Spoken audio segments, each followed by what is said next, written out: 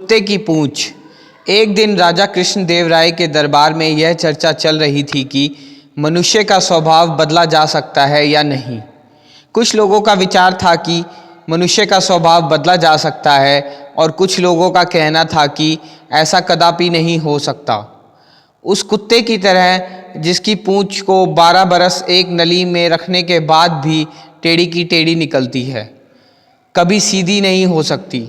इस बात पर महाराज कृष्णदेव राय को एक विनोद सूझा। उन्होंने अपने दरबारियों से कहा, अगर कुत्ते की पूंछ सीधी की जा सकती है तो मनुष्य का स्वभाव भी बदला जा सकता है।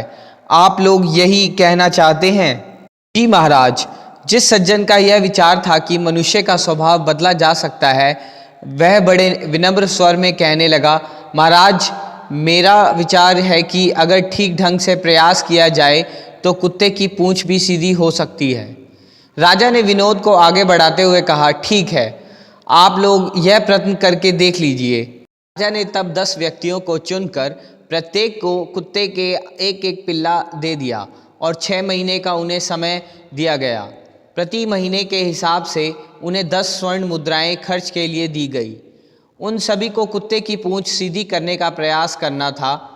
उन 10 में एक तेनालीराम भी था। शेष लोगों ने इन 6 महीनों में कुत्ते की पूंछ सीधी करने का बड़ा प्रयास किया, लेकिन नाकामयाब रहे। उन लोगों में से एक ने पिल्ले की पूंछ के छोर को एक भारी वजन के नीचे दबा दिया ताकि पूंछ सीधी हो जाए। दूसरे ने पिल्ले की पूंछ को शीशे की एक सीधी नली में डालकर रख दिया।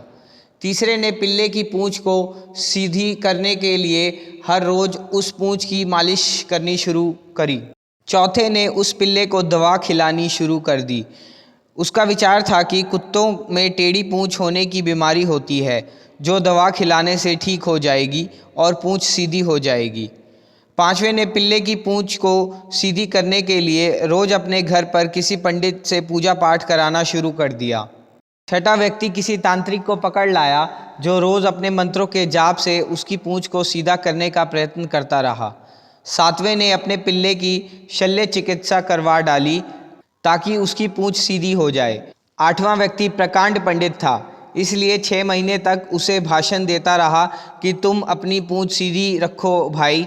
9वां व्यक्ति हलवाई होने के कारण वह पिल्ले को तरह तरह की मिठाइयाँ खिलाता रहा ताकि किसी बच्चे की तरह वह मान जाए और अपनी पूंछ सीधी कर ले।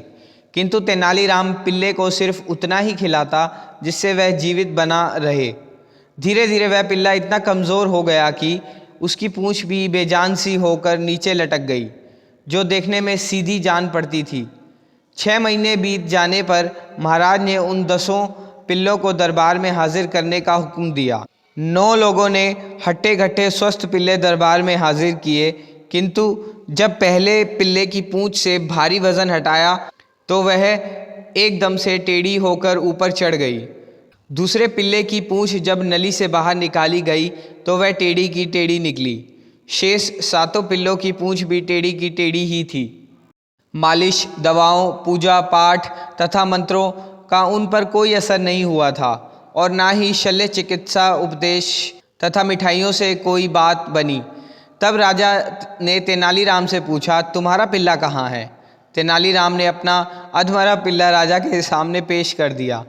उस पिल्ले की दशा देखकर महाराज चिल्लाए, अरे दुष्ट, तुम्हें इस निरीह जीव पर दया नहीं आई जो इसे भूखा मार डाला?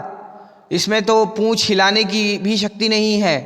क्षमा करें महाराज, तेनालीराम बोला, अगर आपने कहा होता कि इसे अच्छी तरह खिलाया पिलाया भी जाए तो मैं कोई कसर ना छोड़ता, पर आपका आदेश तो इसकी पूंछ को सीधा करने का था, जो इसे भूखा रखने पर ही पूरा हो सकता था। बिल्कुल ऐसा ही मनुष्य का स्वभाव भी नहीं बदलता। हाँ, आप उसे काल कोठरी में बंद करके उससे भूखा रखें तो ज़रूर उसका स्वभाव इस पिल्ले की पूंछ की तरह बेजान हो जाएगा, लेकिन बदलेगा नहीं। महाराजा कृष्णदेव राय ने तेनालीराम के इस तर्क से संतुष्ट होकर उसे बहुत सारा इनाम दिया।